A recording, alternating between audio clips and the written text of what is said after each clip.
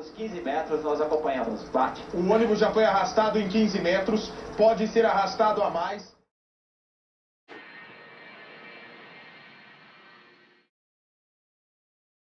Após 7 dias trabalhando no Acre, Albert começou a se sentir mal e foi para o hospital. Oi, seu Albert, tudo bem? O que você está sentindo? Bom, eu estou com muita dor de cabeça, febre, vômito, estou muito cansada, muito sonolenta. Tô sem fome porque eu como pra caramba e agora eu não tô comendo nada. Tá bom, vou te examinar, tá bom? Pode deitar. Você já tomou algum remédio? Eu tomo AS, eu tenho trombose. Com licença. Antes de vir pra cá, eu tomei antimalárico. A coagulação em indivíduos saudáveis consiste em processos autorreguláveis com a finalidade de tamponar o vaso através da deposição de redes de fibrinas. Esses processos são controlados por cofatores inativos que, quando ativos, promovem a coagulação. Tanto o ácido acetilsalicílico como o ácido salicílico se ligam amplamente ao receptor, acoplado à proteína GS, a qual, quando estimulada, substitui GDP por GTP, associada à subunidade alfa de sua estrutura e ativando a adenilato ciclase, a qual estimula o aumento do MP cíclico intracelular. A enzima pKa é estimulada por este aumento, o que reduz a concentração de cálcio intracelular, causando relaxamento no endotélio vascular. A meia-vida da eliminação varia de 2 a 3 horas após doses baixas até cerca de 15 horas com doses altas, sendo o ácido salicílico e seus metabólitos excretados principalmente por via renal. A ação primária do ácido acetilsalicílico é a inativação da ciclooxigenase por acetilação irreversível da prostaglandina sintase, sendo a prostaglandina sintase a enzima catalisadora da primeira fase da biossíntese da prostaglandina, a partir do ácido araquidônico. Assim, o uso de ácido acetilsalicílico inibe a síntese de prostaglandinas, que estão especialmente associadas com o desenvolvimento da dor que acompanha a lesão e a inflamação, abaixando também a febre por dilatar os vasos sanguíneos periféricos, aumentando a dissipação do calor por transpiração. Sua atividade antiplaquetária se deve à capacidade da inibição da ciclooxigenase, bloqueando a conversão do ácido araquidônico em tromboxano A2, já que é o indutor de agregação plaquetária e vasoconstritor. Além de seu efeito antitrombótico, o ácido acetilsalicílico provoca a produção de megacariócitos ruins, cujos fragmentos darão origem às plaquetas, pobres em tromboxano A2, prejudicando o recrutamento de novas plaquetas para a formação do coágulo, o que no caso do nosso paciente é bom, pois queremos reduzir a ação dos componentes responsáveis pela coagulação, a fim de não formar o trombo, sendo que este efeito tem a duração de 7 a 10 dias. A infecção através da malária inicia-se quando os parasitas são inoculados na pele pela picada do vetor, os quais irão invadir os hepatócitos. Nessas células multiplicam-se e dão origem a milhares de novos parasitas, que rompem os hepatócitos e caem na corrente sanguínea, invadindo as hemácias. É nessa fase que aparecem os sintomas da malária. Na fase sanguínea do ciclo, os parasitas rompem as hemácias e invadem outras hemácias, dando início aos ciclos repetitivos de multiplicação eritrocitária.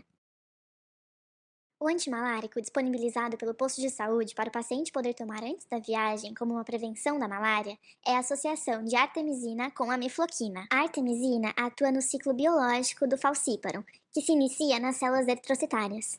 Em seguida, o grupo M é polimerizado a cristais de hemozoína. Com isso, o endoperóxido da artemisina é ativada pelo íon ferro-ferroso, e por isso a artemisina e seus derivados são considerados tóxicos para o parasita da malária. A mefloquina é um potente esquizonticida sanguíneo de ação prolongada, que atua nos estágios intraeritrocitários assexuados do plasmódio, particularmente nas formas trofozoíta e esquizonte. Vou medir a sua febre, tá bom? Sua temperatura. Com licença.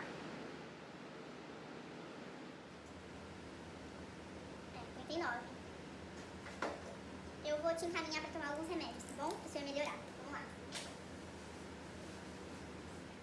Oi, seu Albert, tudo bem? Vim coletar umas amostras de sangue sua que a doutora pediu um hemograma com perfil de ferro, tá bom?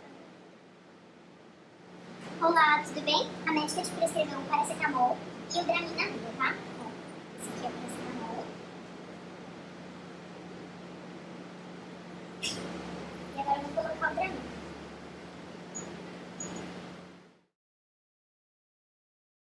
Não se conhece com exatidão o mecanismo pelo qual o dimenhidrinato controla enjoos, vômitos e tonturas de diversas origens, mas admite-se que ele iniba diretamente o centro do vômito e as funções do labirinto no cérebro.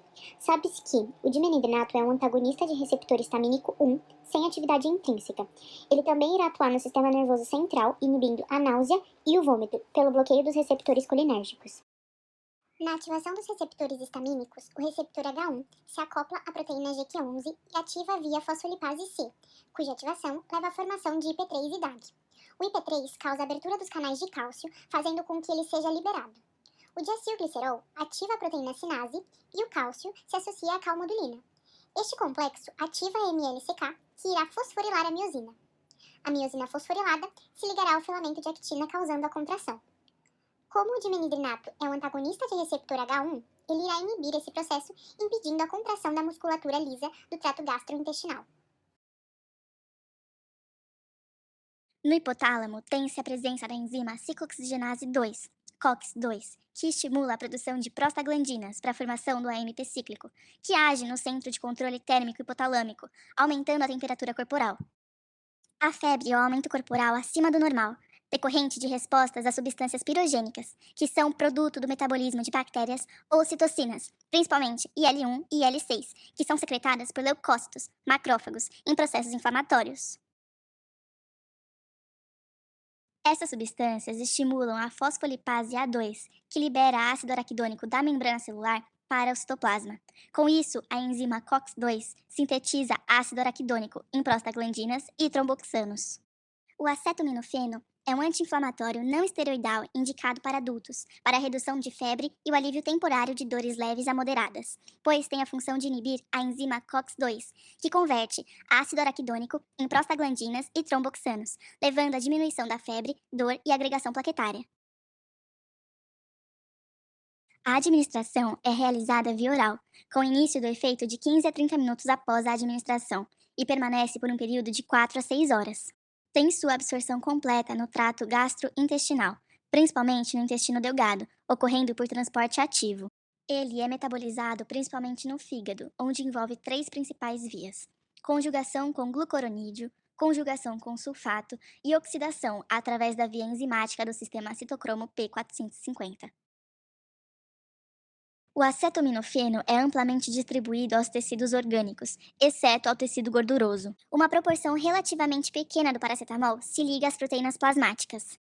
A eliminação em adultos tem meia-vida de cerca de 2 a 3 horas, sendo eliminado pelo organismo sob a forma do conjugado glucoronídeo e conjugado sulfato, tióis, como metabólitos de cisteína, e mercaptopurato e catecóis, que são excretados na urina. Além do hemograma com perfil de ferro, o que mais a doutora pediu? A doutora pediu um exame de gota espessa, porque ela estava com suspeita de malária. Já que os sinais e sintomas são muito parecidos e a gente está numa região endêmica também. Ah, ok.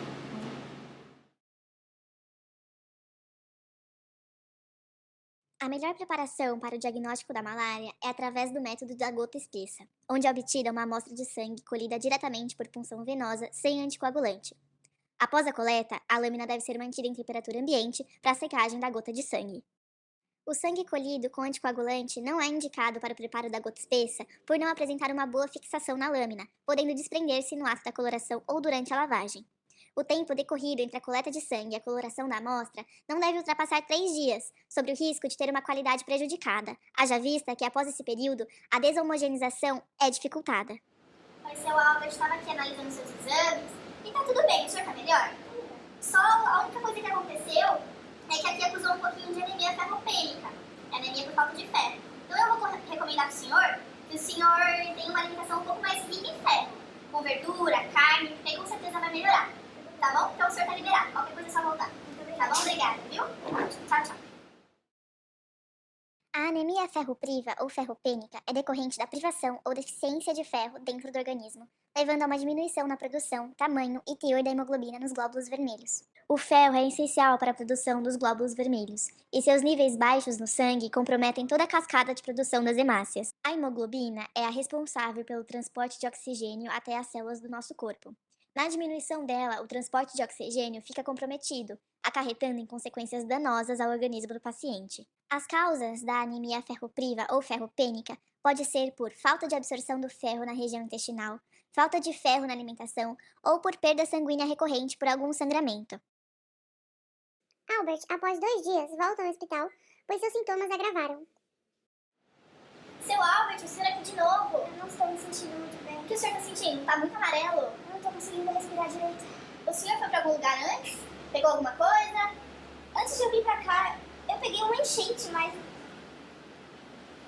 Eu não vou nem te examinar, eu vou pedir alguns testes, um raio-x e eu já te vejo, tá bom? Vamos lá. Doutora, os exames do Sr. Albert voltaram. Estão terríveis. Caramba, hemoglobina 6, Lígia! Oi, eu preciso que você faça pra mim uma transfusão do seu Albert agora, tá bom? Meu Deus, olha essa bilirrubina direta. Olha essa indireta. Tá muito alto. Creatinina e ureia também tá lá em cima. Isso significa uma insuficiência renal. Exatamente. Nossa, olha esse raio-x. Meu Deus. Preciso entubar agora.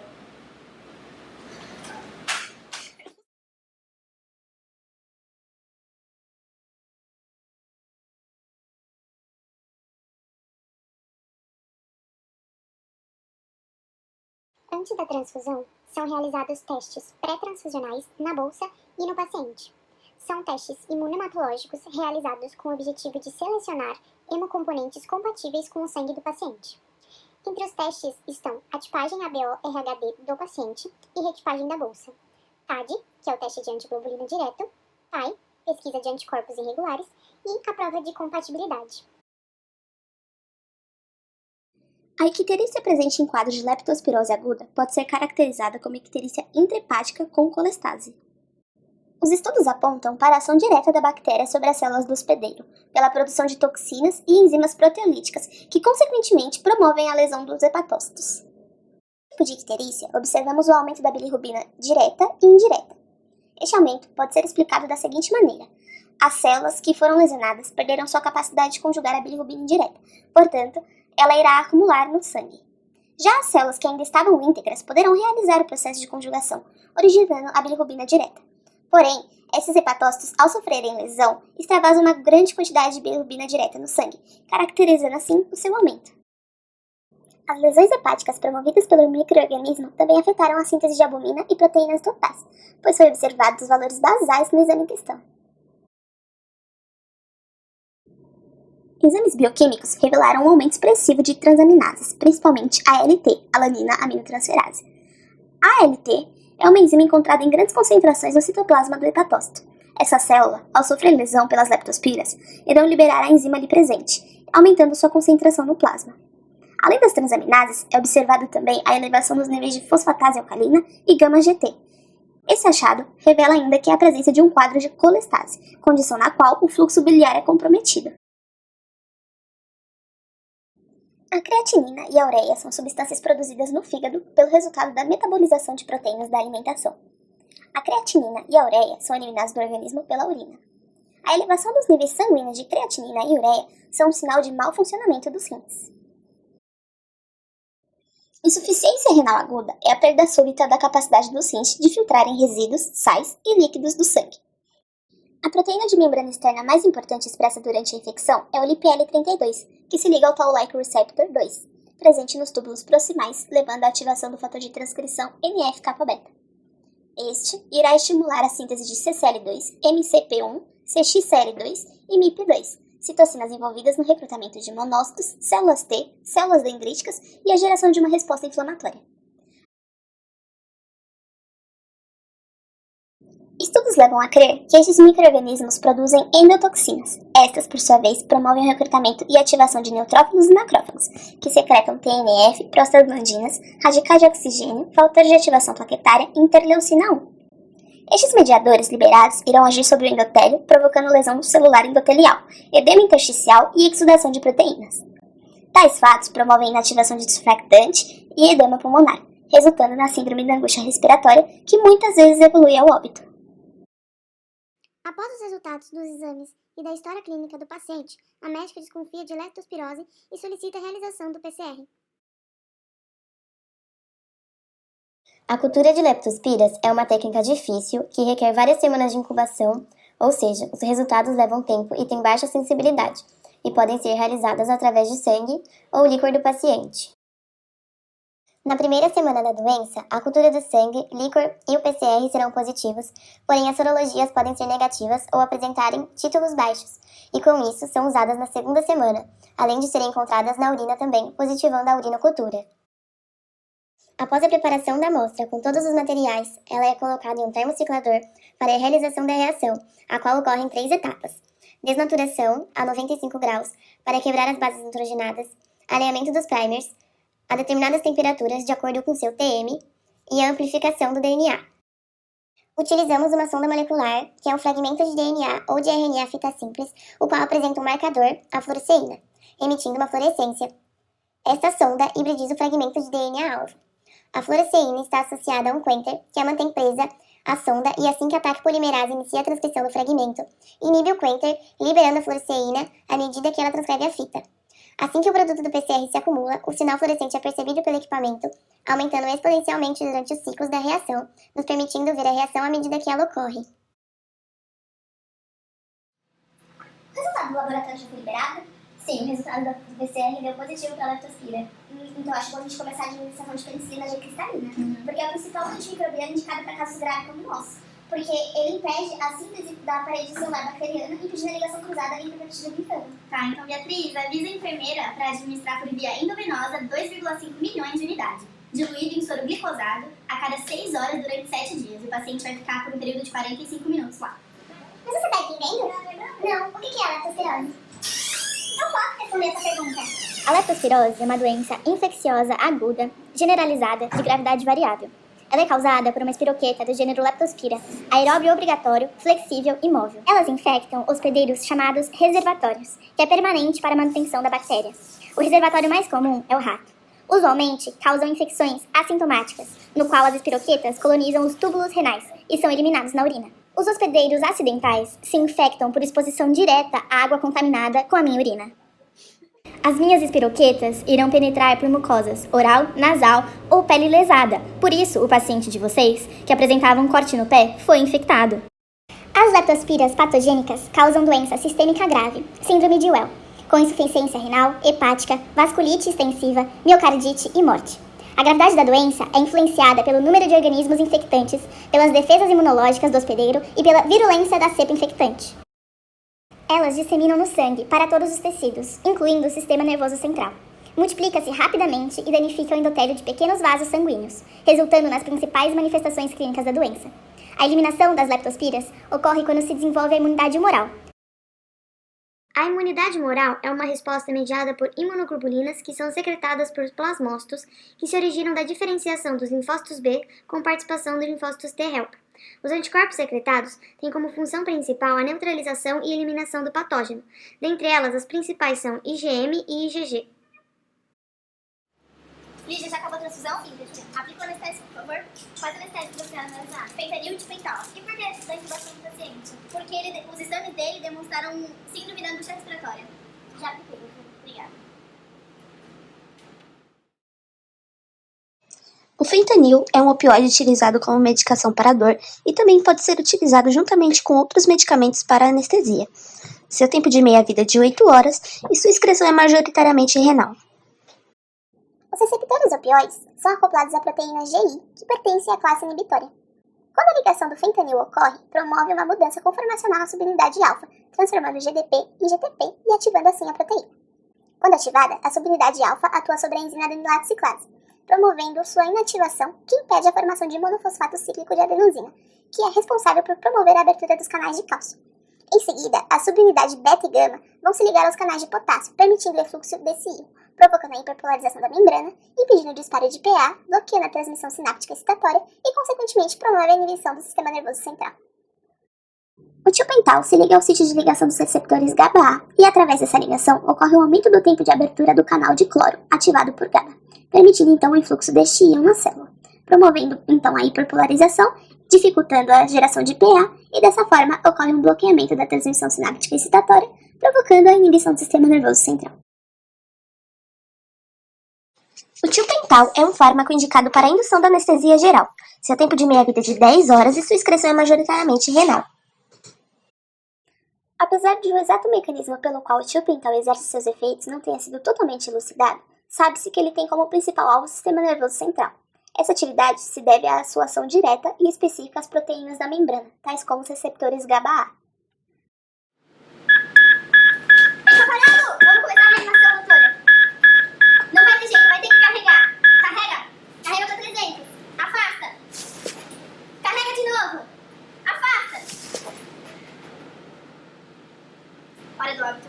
Desde que Nossa, precisamos descobrir como é que o paciente morreu de leptospirose. O paciente apresentou síndrome da angústia respiratória juntamente com uma hemorragia alveolar. A hemorragia foi o resultado da ação de anticorpos antimembrana basal que foram produzidos pela presença do micro-organismo. Esses anticorpos são dirigidos contra o colágeno 4, encontrados em maior concentração nas membranas basais dos capilares renais e pulmonares, resultando assim em insuficiência renal e pulmonar que foi observado no quadro do nosso paciente. Então aqui a gente tem o Dramin, que ele é antiemético e ele atua como antagonista de receptor H1. E aqui a gente tem o paracetamol, que é antitérmico, atua na COX-2 e por isso a gente tem uma diminuição na agregação plaquetária. Lembrando que o paracetamol foi administrado por via oral. Os antimaláricos eles atuam nos eritrócitos, destruindo o parasita. Como o nosso paciente não tinha malária, então os antimaláricos acabaram agravando mais a hemorragia. O paciente já fazia uso de ácido acetilsalicílico, que é um antitrombótico, e atua em miócito vascular e também em via COX-2, o que faz com que tenha pouco ou quase nada de tromboxana 2, não havendo a agregação plaquetária, agravando a hemorragia do corpo do nosso paciente. Bom, então será que a gente pode concluir que tudo isso aqui levou a uma grave hemorragia e à morte do paciente? Eu acho que sim. Tendo em vista que o paciente já possuía anemia ferropênica, a administração dos fármacos agravaram o quadro de hemorragia pulmonar e, consequentemente, houve uma queda drástica dos valores de hemoglobina, o que foi o gatilho para a realização da transfusão do concentrado de hemácias. Então eu acho que sim. Eu acho que tudo isso aqui levou a uma grave hemorragia que levou à morte do paciente. Sim.